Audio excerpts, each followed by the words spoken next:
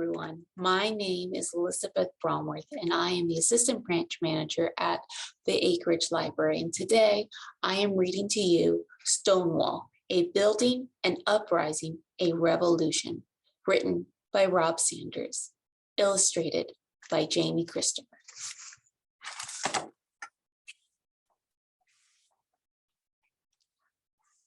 Two stable houses side by side. For more than 100 years, we witnessed history. Then came a night when we became a part of history. We were built in the 1840s to board the horses of the affluent in New York City's Greenwich Village. Inside our walls, horses whinnied and hammers clanged. Outside, passerbys bustled as carriages rumbled on the cobbled streets. As time passed, the wealthy residents began to move uptown, taking with them their art clubs, libraries, fine hotels, and theaters. Our neighborhood became a mecca for immigrants arriving from all around the world.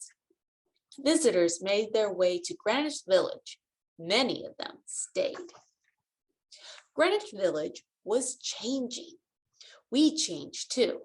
The smell of freshly baked bread began to waft out of our windows and into the neighborhoods. The roar of automobiles replaced the rumble of carriages as artists and writers moved into contemporary art galleries, experimental theaters, and small restaurants sprang up around us.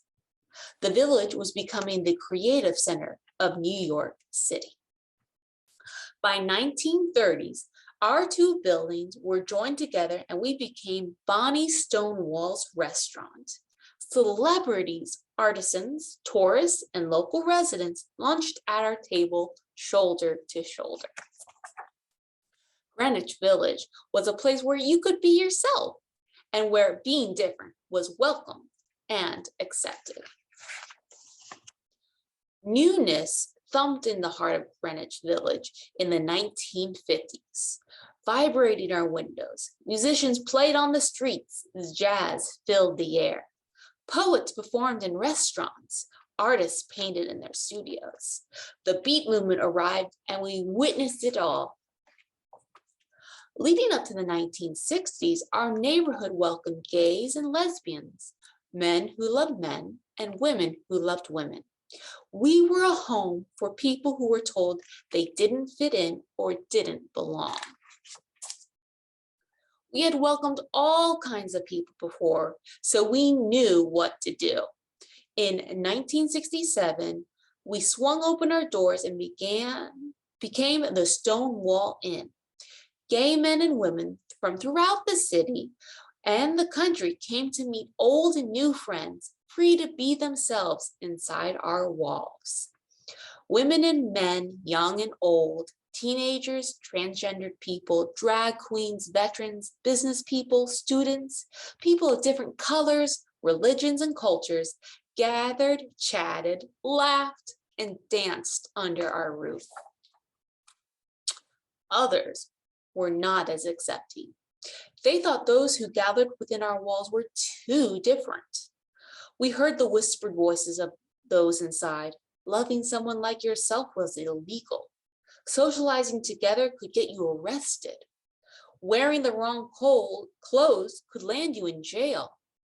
Being gay could get you fired or kicked out of your home.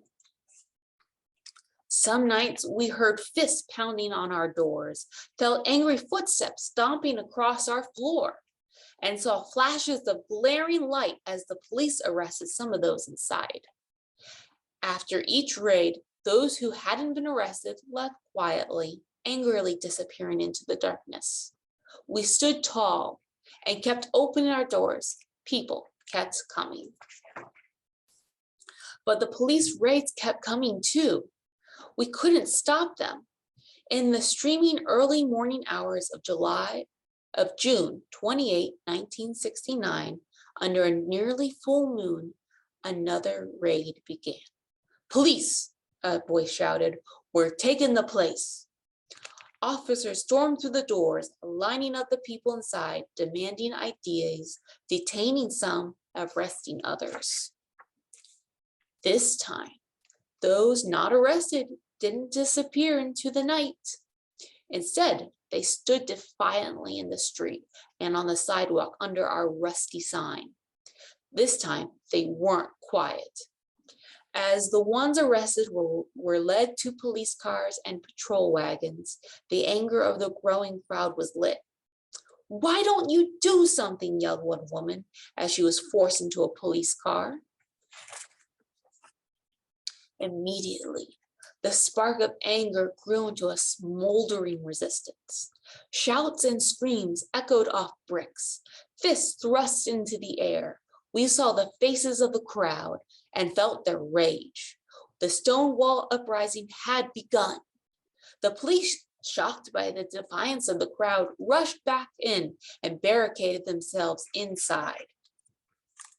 Our friends stood outside, trying to force open our doors. Our windows were shattered. Smoke drifted through our rooms. We stood firm. Years of silent anger inflamed the crowd. The police called for help, and it soon arrived. The fires were extinguished. The police came back outside, but the crowd's anger was not extinguished. "Gay power," the protesters shouted. "We want freedom." The police had never seen anything like this, and neither had we. And it wasn't over. The Stonewall uprising continued on and off for several days and nights.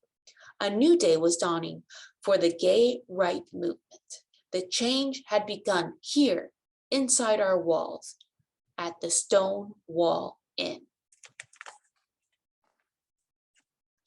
On June 28, 1970, our windows looked out on men and women gathering to celebrate the first anniversary of the Stonewall uprising. At first, hundreds marched, then thousands of women and men, young and old, teenagers, transgendered people, drag queens, veterans, business people, students, people of different colors, religions, and cultures, and their friends and families joined to parade through the streets of New York City. "Say it clear, say it loud. Gay is good, gay is proud," they chanted. Many things are different now. Some things have changed. Even some laws have changed too.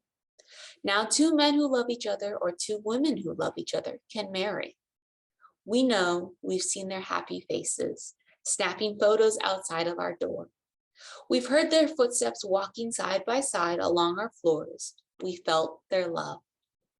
Each year in June, people all over the world celebrate the movement for the LGBTQ+ rights, a movement that has come so far, a movement that has still further to go.